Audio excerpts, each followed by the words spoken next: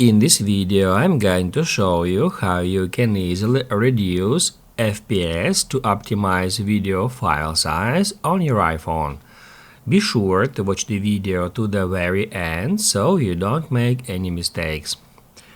Let's get started, and first off, head over to Settings and then scroll down until you find Camera Settings.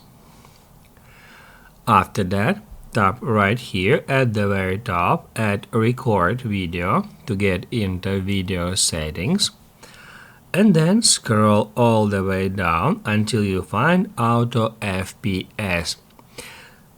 If we get into it, we'll be able to configure that option. We can set it to off. We can set it to auto 30 FPS, or we can set it to auto 30 and 60 FPS.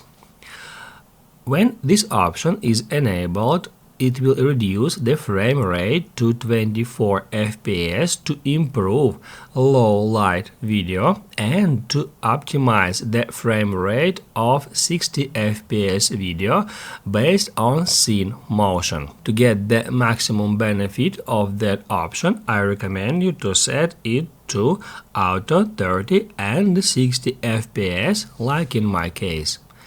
If this video helped you out, don't forget to hit the like button.